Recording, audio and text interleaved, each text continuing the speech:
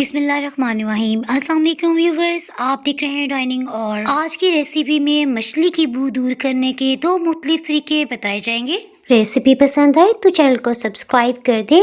Bell icon को all पे कर देने से आपको वीडियो का नोटिफिकेशन सबसे पहले फ्री में मिल जाएगा। सबसे पहले मछली की क्वांटिटी के मतलब मैं आपको बताती चलूँ। 2 किलो का बड़ा पीस था, कटवाने के बाद 1.5 किलो रह गया है। सबसे पहले 3 खाने वाले चम्मच भर के बेसन इसके ऊपर यकसां फैला देते हैं। नेक्स्ट हम इसमें 2 खाने वाले चम्मच भर के अजवाइन ले रहे हैं। अजवाइन को पीस लेते हैं, इससे इसके सभी फ्लेवर्स मुकम्मल तौर पर निकल आएंगे। मछली की बू दूर करने का ये सबसे आसान तरीन तरीका है, यानी कम से कम वक्त में अगर आपने मछली तैयार करके मैरिनेट करनी है तो ये बेस्ट रहेगा। बेसन और पिसी हुई अजवाइन को सिर्फ 20 मिनट तक हम मछली पे रहने देंगे। उसके बाद अच्छी तरह से धो लेते हैं। जैसे ही सभी पानी इसमें से ड्रेन हो जाए, आप अपनी मर्जी के मुताबिक मैरिनेट करें और इंजॉय करें। मछली की बू दूर करने के दूसरे तरीके में हम गंदम के लाल आटे का इस्तेमाल करें।